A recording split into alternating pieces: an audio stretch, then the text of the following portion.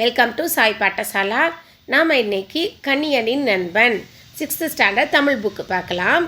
கணியன் பள்ளி முடிந்து வீடு திரும்பினான். அழைப்பு மணியை அழுத்தினான். யாரங்கே?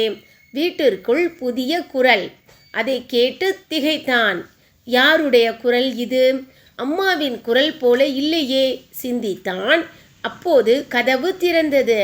உள்ளே நின்றிருந்த உருவத்தை பார்த்ததும் அவனுக்குள் வியப்பு. அவங்க என்ன சொல்கிறாங்கன்னா, கணியன் அவன் அப்போ தான் ஸ்கூல்லேருந்து வந்தான்.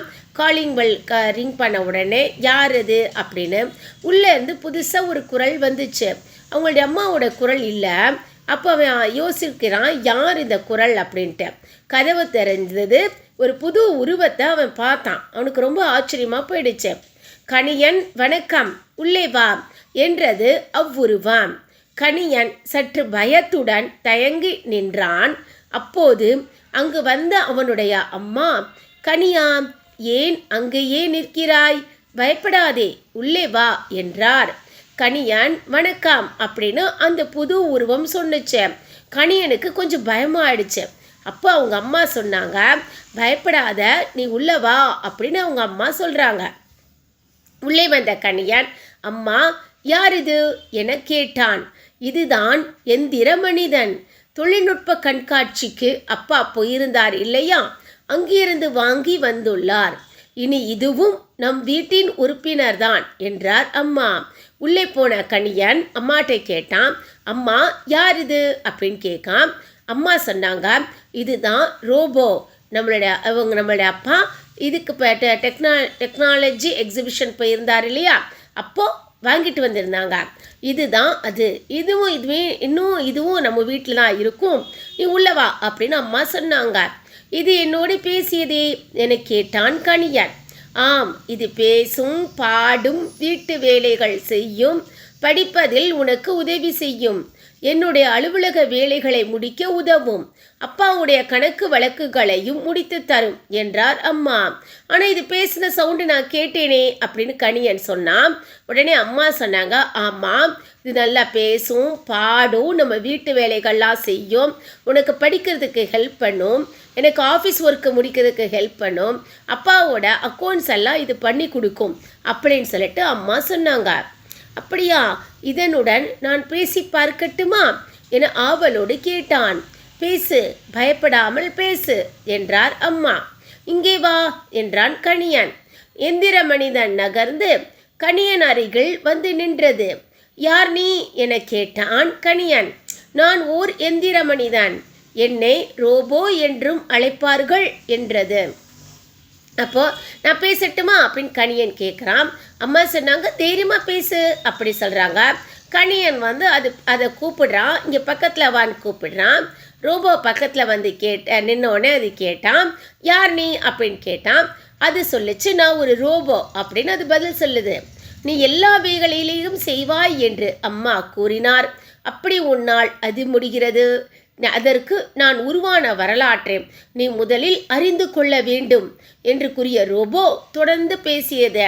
கணியன் கேட்குறான் ரோபோட்கிட்ட, நீ எல்லா வேலையும் செய்வேன்னு அம்மா சொன்னாங்களே, எப்படி உன்னால் எல்லா வேலையும் செய்ய முடியும் அப்படின்னு கேட்கான். அதற்கு அந்த ரோபோ சொல்லிச்சு, நான் எப்படி நீ ப்ரொடக்ஷன் பண்ணுறாங்க, மேனுஃபேக்சரிங் பண்ணுறாங்கன்னு என்னோட ஹிஸ்ட்ரி கேட்டு தெரிஞ்சுக்கோ அப்படின்னு சொல்லிட்டு ரோபோ சொன்னது. நான் உருவாவதற்கு முன்பே என்னை பற்றிய கற்பனை மனிதர்களிடம் இருந்தது. கார்ல் கெபெக் என்பவர் செக் நாட்டைச் சேர்ந்த நாடக ஆசிரியர். இவர் 1920 நாடகம் ஒன்றை எழுதினார். அதில் ரோபோ என்னும் சொல்லை முதலாக பயன்படுத்தினார். அப்போ ரோபோ சொல்ல ஆரம்பிக்கு, இனிய ப்ரொடக்ஷன் பண்ணுறதுக்கு முன்னாடியே என்னைய பற்றியான ஒரு இமேஜினேஷன் மக்களுடைய மனசில் இருந்தது. கார்ல் கெபெக் அப்படிங்கிற செக் கண்ட்ரியை சேர்ந்த ஒரு ஆர்டிஸ்ட், ஒரு ட்ராமா ஆர்டிஸ்ட் தான். ஒரு ட்ராமா ஒன்று அவர் எழுதினார். அதில் அவர் தான் ஃபஸ்ட்டு ரோபோ அப்படிங்கிற வேர்டை அவர் யூஸ் பண்ணார். ரோபோ என்ற சொல்லுக்கு அடிமை என்பது பொருள். ஒரு தொழிற்சாலையில் ரோபோக்கள் வேலை செய்வதாக அந்த நாடகத்தில் காட்சிகளை அமைத்திருந்தார். இவ்வாறு ரோபோ என்னும் சொல் வழக்கத்திற்கு வந்தது. என்னுடைய பேர் ரோபோ இருக்கு இல்லையா, அதுக்கு என்ன மீனிங்னா அடிமை, அதாவது ஸ்லேவ் அப்படின்னு சொல்லுது. ஒரு மேனுஃபேக்சரிங் கம்பெனியில் என்னுடைய ரோபோக்கள் வேலை செய்கிற மாதிரி அந்த ட்ராமாவில் அவர் காட்டியிருப்பார். அதுக்கப்புறம் தான் மக்கள் எல்லாரும் எங்களை ரோபோ அப்படின்னு சொல்ல ஆரம்பித்தாங்க அப்படின்னு சொல்லுது. மனிதர்கள் தம் வேலைகளை எளிதாக செய்ய முதலில் எந்திரங்களை கண்டுபிடித்தனர். அவற்றை இயக்குவதற்கு மனித ஆற்றல் தேவைப்பட்டது. இக்குறையை போக்க மனிதன் கண்டுபிடித்தவையே தானியங்கிகள். மனுஷங்கள்லாம் முந்தி நிறைய வேலை இருக்கும் இல்லையா, நமக்கு அதை ஈஸியாக பண்ணுறதுக்காக மிஷின் கண்டுபிடிச்சாங்க. அப்புறம் அந்த மிஷினை நாம் மேக் பண்ணி இது பண்ணுறதுக்கு அந்த மிஷினை நாம் ஆப்ரேட் பண்ணுறதுக்கு ஹியூமன்ஸுடைய அந்த எஃபர்ட் நிறைய தேவைப்பட்டுச்சு. அதை போக்குறதுக்காக மனுஷன் கண்டுபிடிச்சதான் இந்த மாதிரியான ஆட்டோமேட்டிக் மிஷின்ஸ் அப்படின்னு சொல்கிறது. தானியங்கி என்றால் என்ன தெரியுமா? நுட்பமான கடினமான ஒரே மாதிரியான வேலைகளை மனிதரை விட விரைவாக தானே செய்து முடிக்கும் எந்திரமே தானியங்கி ஆகும். ஒவ்வொரு தானியங்கியிலும் ஒரு கணினி இணைந்து இருக்கும். தானியங்கியின் செயல்களை அந்த கணினி கட்டுப்படுத்தும். ஆட்டோமேட்டிக் மிஷினை என்ன தெரியுமா, ரொம்ப மல்யூட்டாக ரொம்ப ஹார்டாக ஒரே மாதிரியான வேலைகளை மனுஷங்களை விட இது ரொம்ப வேகமாக இந்த மிஷின் முடிச்சு கொடுக்கும். ஸோ அது மாதிரி ஒவ்வொரு இதுலேயும் ஆட்டோமேட்டிக் மிஷின்லையும் ஒரு சிஸ்டம் ஒன்று ஜாயின் பண்ணி இருக்கும். அந்த ஆட்டோமேட்டிக் மிஷினோட ஒர்க்கை அந்த சிஸ்டம் தான் கண்ட்ரோல் பண்ணும் அப்படின்னு சொல்கிறாங்க. இவ்வகை தானியங்கிகள் இன்று பல தொழில் நிறுவனங்களில் பயன்பட்டு வருகின்றன. இவை பயன்படும் இடத்திற்கு ஏற்ற வகையில் எந்திர கைகள், நகரும் கால்கள், சூழ்நிலைகளை உணர்வதற்கான நுண்ணுணர்வு கருவிகள் அதாவது சென்சார்ஸ் ஆகியவற்றுடன் உருவாக்கப்படுகின்றன என்று கூறி நிறுத்தியது. அப்போ அவங்க சொன்னாங்க, இந்த ஆட்டோமேட்டிக் மிஷின்ஸ் பல சாஃப்ட்வேர் இதோட ஜாயின் பண்ணி வச்சுருப்போம். இதை யூஸ் பண்ணுறதுக்கு நம்மளுடைய ஹேண்டு, நம்மளுடைய எந்திர கைகள் அப்படின்னா மெக்கானிக்கல் ஹேண்டு யூஸ் பண்ணுறோம். நம்ம நடந்து போகிறது கால்கள் யூஸ் பண்ணுறோம். அந்தந்த சுச்சுவேஷன்ஸை புரிஞ்சுக்கிறதுக்கான சென்சார்ஸ் இதில் சேர்த்து நம்ம அட்டாச் பண்ணுறோம் அப்படின்னு சொல்கிறாங்க. நான் அவற்றை பார்க்க வேண்டுமே என்றான் கணியன். நான் அதை பார்க்கணும் அப்படின்னு சொல்லிட்டு கணியன் சொல்கிறான். வா, உனக்கு காட்டுகிறேன் என்று கூறிய எந்திர மனிதன் கணினியை இயக்கத் தொடங்கியது. கணினி திரையில் காட்சிகள் தோன்றின.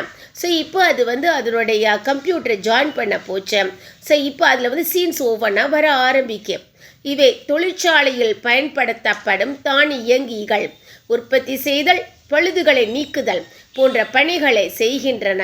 இந்த காட்சியை பார் கனியா என்றது எந்திர மனிதன்.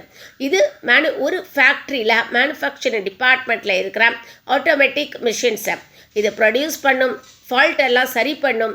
இந்த மாதிரி ஒர்க்கெல்லாம் இது யூஸ் பண்ணுவோம். இந்த ஒர்க்கெல்லாம் பாரு, இந்த சீன்ஸ் எல்லாம் பாரு கனியா அப்படின்னு எந்திர மனிதன் சொல்லுது. இது என்ன செய்கிறது? நோய்க்கு மருத்துவம் செய்வது போல் உள்ளதே என்று கேட்டான். ஆம் கனியா, இவை மருத்துவத்துறையில் நோயின் அறிகுறிகளை கண்டுபிடிக்க உதவுகின்றன. மருத்துவம் பார்க்கவும் பயன்படுத்தப்படுகின்றன. சிக்கலான அறுவை சிகிச்சைகளை செய்யும் ரோபோக்களும் உள்ளன. இது என்ன பண்ணுது? இது ஏதோ மெடிசின்ஸ் ட்ரீட்மெண்ட் கொடுக்குற மாதிரி இருக்கே அப்படின்னு கேட்கான். அப்போ அது ரோபோ சொல்லுது, ஆம் கனியா, இது மெடிக்கல் டிபார்ட்மெண்ட்டில் இது என்ன டிசீஸ் அப்படிங்கிறது இதை கண்டுபிடிக்கும், அதுக்கு ட்ரீட்மெண்ட் கொடுக்கும். ரொம்ப கிரிட்டிக்கலான சர்ஜரி இருக்கு இல்லையா, அதெல்லாம் இப்போ ரோபோக்களே பண்ண ஆரம்பிச்சிருச்சு அப்படின்னு சொல்லுது. அப்படியா, அடுத்து என கேட்டான். பிற கோள்களுக்கு சென்று ஆய்வு நடத்தவும் செயற்கைக்கோள்களை இயக்கவும் தானியங்கிகள் பயன்படுகின்றன. உலகில் மனிதர்கள் செல்ல முடியாத இடங்கள் பல உள்ளன. பெருங்கடலின் அடி ஆழம், வெப்பநிலை உறைநிலைக்கும் கீழே உள்ள துருவ பகுதிகள் ஆகியவை அவற்றுள் சில. இவ்விடங்களுக்கு சென்று ஆய்வு நடத்தவும் இவை உதவுகின்றன. வேறு பிளானட்ஸுக்கு போயிட்டு ரிசர்ச் பண்ணுறதுக்கும் இந்த மாதிரியான சேட்டலைட்ஸ் நம்ம யூஸ் பண்ணிக்கிறோம். மனுஷங்க போக முடியாத இடம் நிறைய இருக்குது இல்லையா. இப்போ ஆர்டிக் ஓஷன் அடியில் நம்ம போக முடியாது. ரொம்ப டெம்பரேச்சர் ஹையாக உள்ள இடத்துக்கோ லோவாக உள்ள இடத்துக்கோ நம்ம போக முடியாது. ஆர்டிக் ஓஷன்ஸ் இருக்கு இல்லையா, அங்கே நம்ம போகவே முடியாது. இது மாதிரி இடத்துக்கெல்லாம் இந்த சேட்டலைட்டை அனுப்பி நாம் அதை செக் பண்ணுறோம் அப்படின்னு சொல்லுது. ஆனால் இவை உருவ அமைப்பில் உன்னை போல் இல்லையே என்றென கணியன் வினவினான். தமது வேலைகளை முதலில் செய்ய தானியங்கிகளை உருவாக்கினான் மனிதன். பிறகு தன்னை போன்றே சிந்தித்து செயல்படும் தானியங்கிகளை உருவாக்க முயன்றான். அம்முயற்சியின் விளைவாக தோன்றியவர்களே என்னை போன்ற எந்திர மனிதர்கள். மனிதர்களைப் போலவே எங்களுக்கு தலை, உடல், கை, கால்கள் இருக்கும். அப்போ அந்த ரோபோ சொல்லிச்சு, முதல்ல நம்ம ஒர்க்கை சிம்பிளிஃபை பண்ணுறதுக்கு ஆட்டோமேட்டிக் மிஷின்ஸ் கண்டுபிடிச்சோம். ஆனால் அது மட்டும் நமக்கு பத்தலை. அப்போ என்ன நினச்சோம் அப்படின்னா, இன்னும் நல்லா நம்மளை மாதிரியே கை, கால், உடல் இருக்கிற மிஷின் கண்டுபிடிக்கணும்னு நினச்சோம். ஸோ அந்த ரோபோவுக்கு நம்மளை மாதிரியான ஒரு கை, கால், தலை இதெல்லாம் நம்ம கொடுக்க ஆரம்பித்தோம். ஸோ அது பார்க்குறதுக்கு நம்ம மனுஷங்களை மாதிரியே தான் இருக்குது பார்க்க.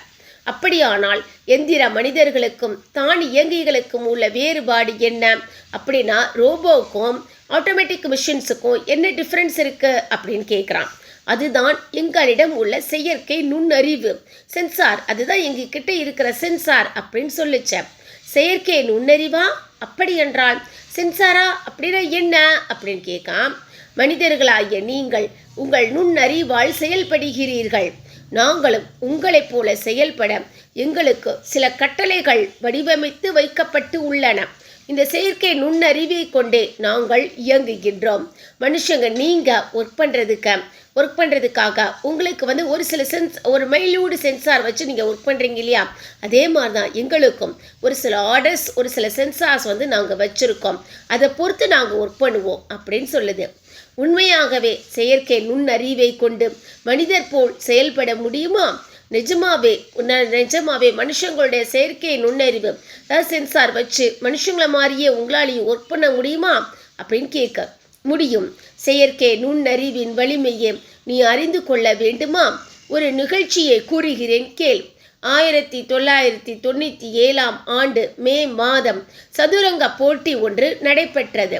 அதில் உலக சதுரங்க வெற்றியாளர் கேரி காஸ்பரோவ் என்பவர் கலந்து கொண்டார்.